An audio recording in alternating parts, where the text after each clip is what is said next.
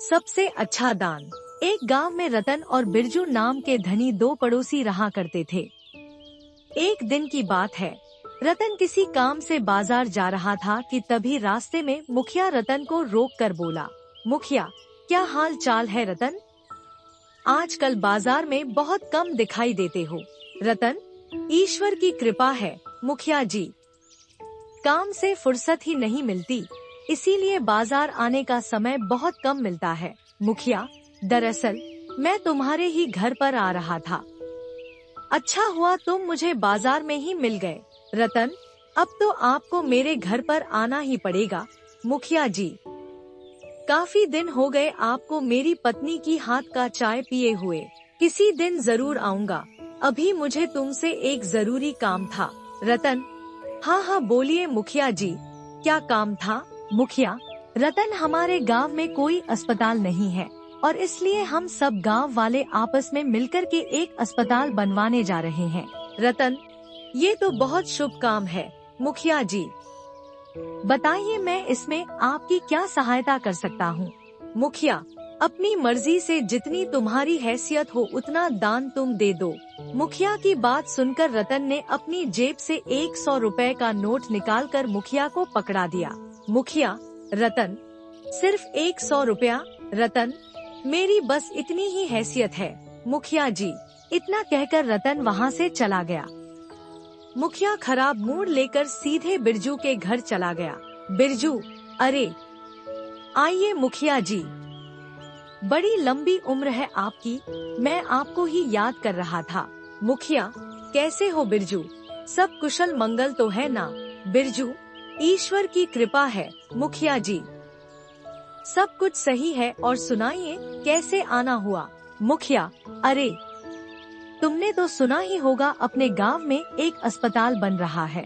बिरजू, हाँ मैंने सुना है और मुझे यह भी पता है कि सभी गांव वाले आपस में मिलकर चंदा दे रहे हैं, इसलिए आपके आने से पहले ही मैंने 10 लाख रुपए का चेक आपके नाम का काट रखा है। मुखिया, क्या बात है बिरजू, मुझे तुमसे यही उम्मीद थी, लेकिन तुमने चेक मेरे नाम क्यों काटा? हॉस्पिटल के नाम से ही चेक काट देते। बिरजू, आप हमारे गांव के मुखिया हैं, मुझे आप पर पूरा भरोसा है। मुखिया, एक तुम हो और एक वो तुम्हारा पड़ोसी रत्न है, जानते हो उसने अस्पताल को कितना दान दिया है? सिर्फ 100।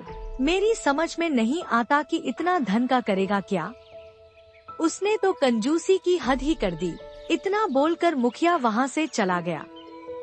कुछ देर बाद बिरजू संपत के साथ अपने खेत में चला गया। संपत बिरजू से बोला, इस गांव में सबसे ज्यादा दान हॉस्पिटल को आपने दिया है, अब तो हॉस्पिटल का उद्घाटन आपके ही हाथों होगा। बिरजू, जब सबसे अधिक दान मैंने किया है तो फिर उद्घाटन भी मेरे ही हाथ होगा। संपत, वैसे मुझे रतन से ऐसी उम्मीद नहीं थी, भाई इतना कंजूस निकलेगा यह नहीं कभी सोचा था। संपत की बात सुनकर बिरजू मुस्कुराकर रह गया। समय ऐसे ही बीतता गया। एक दिन की बात है, रतन अपने घर पर अपनी पत्नी के साथ भोजन कर रहा था कि तभी गांव का एक व्यक्ति वहां आ गया। रतन, क्या हुआ? श्यामलाल चाचा, आप इतने घबराए हुए से क्यों हैं? श्यामलाल, रतन, मेरी पत्नी बहुत बीमार है, डॉक्टर ने उसका ऑपरेशन बता दिया है और तुम तो मेरी हालत जानते हो, मैं तुमसे यहाँ पर मदद मांगने के लिए आया हूँ। रतन, चिंता मत करो श्यामलाल चाचा, ईश्वर पर भरोसा रखो, सब कुछ सही हो जाएगा। श्यामलाल, मुझे 10,000 रुपए की सख्त जरूरत है रतन, और इस पूरे गांव में सिर्फ तुम ही हो जिससे मैं पैसे उधार मांग सकता हूँ। मैं तुम्हारे पैसे बहुत जल्दी लौटा दूंगा। रतन, मुझे माफ कर दो श्यामलाल चाचा, मेरे पास 10,000 रुपए अभी इस समय नहीं है, इस समय मैं तुम्हारी 2,000 की मदद कर सकता हूँ। इतना कहकर रतन ने श्यामलाल को 2,000 रुपए पकड़ा दिए। श्यामलाल, मुझे तुमसे ऐसी उम्मीद नहीं थी। रतन, क्या तुम्हें मुझ पर भरोसा नहीं है कि मैं तुम्हारे पैसे लौटाऊंगा? रतन, ऐसी बात नहीं है, श्याम चाचा, मुझे आप पर पूरा भरोसा है, लेकिन यकीन मानिए मेरे पास इस वक्त सिर्फ 2000 रुपए ही पड़े हैं, जो मैं आपको देने के लिए तैयार हूँ। श्यामलाल, ये 2000 भी अपने पास रख लो। जहाँ से मैं बाकी रुपए का इंतजाम करूँगा, वहाँ से मैं 2000 रुपए का भी इंतजाम कर लूँगा। अरे लानत है तुम पर रतन, इतनी धन दौलत होने के बाद भी किसी व्यक्ति की मदद तक नहीं कर सकते। श्यामलाल क्रोधित होता हुआ घर से बाहर निकला। रतन श्यामलाल को आवाज लगाता हुआ घर से बाहर आ गया, मगर श्यामलाल ने उसकी बात नहीं सुनी। तभी रतन की पत्नी भी घर से बाहर निकल कर आ गई। पत्नी, अजी, लगता है श्यामलाल चाचा को पैसों की कुछ ज्यादा ही जरूरत होगी। मैंने उन्हें कभी इतने गुस्से में नहीं देखा। रतन, क्या मैंने उन्हें पैसे देने से इनकार किया था? मेरे पास सिर्फ इतने ही पैसे पड़े हुए हैं। पत्नी, मेरी समझ में नहीं आता कि आपके पास अच्छी खासी खेती है। हर साल आपकी फसल गांव में सबसे अच्छे दामों में बिकती है। आपके पास से इतना पैसा आखिर जाता कहाँ है? रतन, भूलो मत कि हमारे बच्चे गांव से बाहर शहर में पढ़ते हैं। उनकी स्कूल और मेंटेनेंस का खर्चा कितना आता है, और फिर हमारे घर के खर्चे भी कुछ कम नहीं हैं। इधर श्यामलाल आंखों में आंसू लिए हुए जा रहा था कि तभी रास्ते में उसे गांव का मुखिया मिल गया। मुखिया, अरे क्या बात है श्यामलाल, तुम्हारी आंखों में ये आंसू क्यों? सब कुछ कुशल मंगल तो है।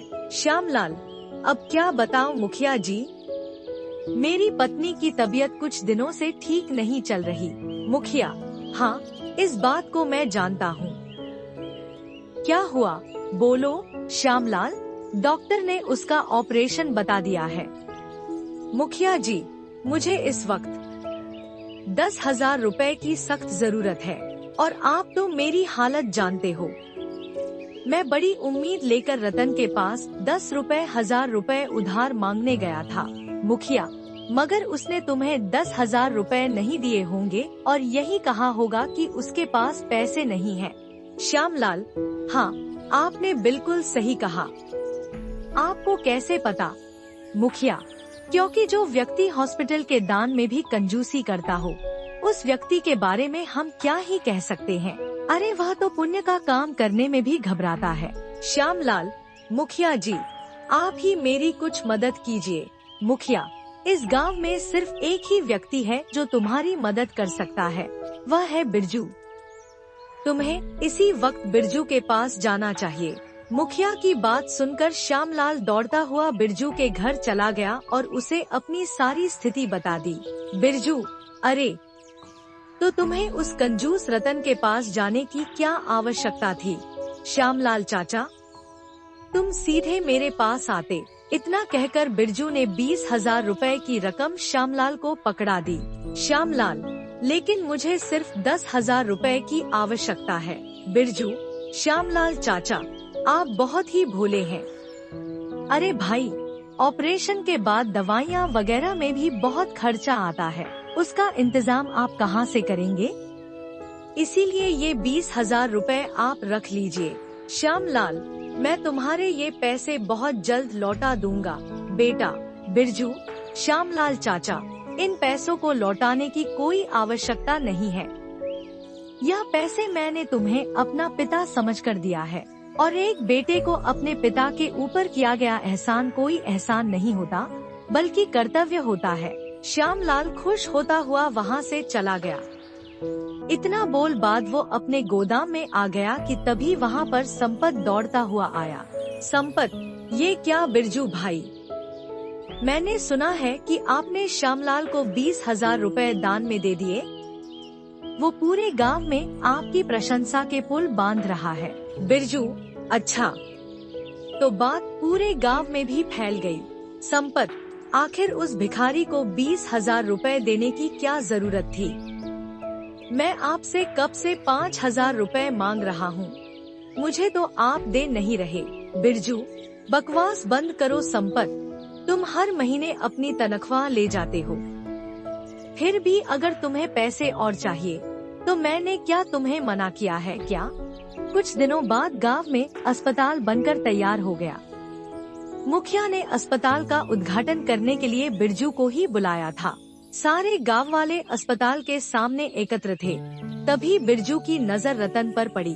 बिरजू, अरे रतन, तुम भी अस्पताल को देखने के लिए आए हो? यूं भीड़ में क्यों खड़े हो? रतन भीड़ से निकलकर बिरजू के सामने आकर खड़ा हो गया। मुखिया, रतन तुम यहाँ क्यों आ गए? कहीं तुम्हें ऐसा तो नहीं लग रहा है कि हमारे अस्पताल का उद्घाटन तुम्हारे ही हाथों करवाने का इरादा है? रतन, नहीं मुखिया जी, मुझे उद्घाटन करने का कोई शौक भी नहीं है। मैं तो बस ये चाहता हूँ कि गांव में अस्पताल जल्दी शुरू हो जाए ताकि गांव वालों को परेशानी न हो। मुखिया, हाँ, पता है, इसीलिए तुमने चंदे में केवल 100 रुपए दिए थे। बिरजू, मुखिया जी, ये बताइए कि अब क्या दे रही है? मुखिया, अरे बस डॉक्टरों की टीम यहाँ पर पहुँचने वाली होगी। मुखिया ने इतना कहा ही था कि तभी डॉक्टरों की टीम वहाँ पहुँच गई। बिरजू अस्पताल का रिबन काटने ही वाला था, तभी अचानक वो बेहोश होकर गिर गया। मुखिया, अरे ये क्या हुआ? ये अचानक बेहोश कैसे हो गया? बिरजू को तुरंत उसी अस्पताल में एडमिट कर दिया और डॉक्टर उसकी जांच पड़ताल करने लगे। एक डॉक्टर रूम से बाहर निकलकर मुखिया से बोला, डॉक्टर, इनके परिवार वाले कहाँ हैं? मुखिया, बिरजू के परिवार वाले तो सब अमेरिका में रहते हैं।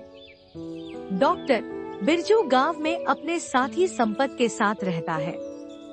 इसके परिवार वाले कभी कभी यहाँ आते हैं। डॉक्टर, बात असल में ये है मुखिया जी कि बिरजू की एक किडनी बुरी तरह से खराब हो चुकी है। अगर अभी इसकी किडनी ट्रांसप्लांट नहीं किया गया तो इसकी जान जा सकती है। मुखिया, चिंता मत कीजिए डॉक्टर, हमारे गांव में बिरजू ने इतने लोगों की मदद की है, कोई ना कोई किडनी देने के लिए तैयार जरूर हो जाएगा। इतना बोलकर मुखिया वहाँ से चला गया। मुखिया ने गांव के हर व्यक्ति से बिरजू के लिए किडनी मांगी, मगर सब ने किडनी देने से इनकार कर दिया सिवाय एक के। कुछ दिनों बाद बिरजू स्वस्थ हो गया। मुखिया अस्पताल में बिरजू से मिलने के लिए आया। मुखिया, ईश्वर का लाख लाख शुक्र है कि तुम स्वस्थ हो गए। बिरजू, मुखिया जी, मेरी एक किडनी खराब हो चुकी थी। गांव के ही किसी व्यक्ति ने मुझे अपनी एक किडनी दान दी है। मैं जानना चाहता हूँ, ये काम मेरे वफादार साथी संपत के अलावा और कोई नहीं कर सकता। मुखिया, नहीं बिरजू, तुम्हारा वफादार साथी तो संपत किडनी का नाम सुनते ही भाग गया। गांव के हर व्यक्ति ने तुम्हें किडनी देने से इनकार कर दिया। बिरजू, तो फिर कौन है वो जिसने मुझे किडनी दी? मैं उसका आभार व्यक्त करना चाहता हूँ। हालांकि अगर मैं अपनी सारी दौलत भी उसके कदमों में लाकर रख दूं, तो मैं उसका कर्ज नहीं चुका सकता। मुखिया, उसने मना किया है कि तुम्हें उसका नाम न बताया जाए। अब तुम्हें घर चलना चाहिए, डॉक्टर ने तुम्हें छुट्टी दे दी है। बिरजू मुखिया के साथ अस्पताल से बाहर आया ही था कि तभी ये कार आकर रुक गई। उस कार में से एक वकील निकलकर मुखिया के सामने हाथ जोड़ता हुआ बोला, वकील, मुझे माफ कीजिएगा मुखिया जी, मुझे आने में थोड़ी देर हो गई। मुखिया, कोई बात नहीं वकील साहब। तो क्या उस महान व्यक्ति का नाम पता लगा?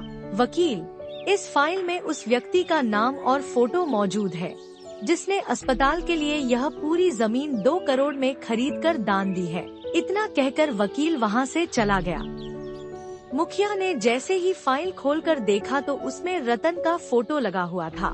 बिरजू, ये सब क्या हो रहा है? मुखिया जी, मुखिया, मैं काफी दिनों से यह पता लगाने का प्रयास कर रहा था कि जिस जमीन पर यह अस्पताल बनकर तैयार हुआ है, यह जमीन किसने खरीद कर दान में दी है। बिरजू, यह जमीन हमारे ही गांव के व्यक्ति रतन ने खरीद कर दान में दी है। बिरजू, जिसे सारा गांव कंजूस के नाम से बुलाता है। मुझे तो विश्वास नहीं हो रहा कि कहीं रतन की कोई चाल तो नहीं। मुखिया, मैं बताना तो नहीं चाहता था, लेकिन अब तुम्हें बता देता हूँ। तुम्हें किडनी देने वाला कोई और नहीं बल्कि रतन है। मुखिया की बात सुनकर बिरजू की आंखों में आंसू आ गए। बिरजू, मुझे रतन के पास ले चलिए, मुखिया जी। मुखिया बिरजू को रतन के घर पर ले गया। बिरजू हाथ जोड़ता हुआ रतन से बोला, बिरजू, मुझे माफ कर दो। मैंने तुम्हें कितना गलत समझा। तुमने आखिर बताया क्यों नहीं। तुमने अस्पताल के लिए 2 करोड़ की जमीन खरीद कर दान दी है, और ये जानने के बावजूद मैं कितना गलत हूँ। तुमने मेरा जीवन बचाने के लिए अपनी किडनी तक दान कर दी। रतन, सच्चा दान वह नहीं होता बिरजू जो बताकर या दिखाकर किया जाए। सच्चा दान वह होता है जो छुपाकर किया जाए। सच्चा दान वो होता है जिससे किसी का जीवन सफल हो सके। बिरजू, मैं कितना गलत हूँ। मुखिया जी, मैं अब तक लोगों को धोखा देता आया हूँ। मैंने अस्पताल में दान भी दिखावे के लिए किया था। सच यह है कि मैं 2 नंबर का काम भी करता था। मैं अपने आप को कानून के हवाले कर दूंगा और अपने पापों का प्रायश्चित करूंगा।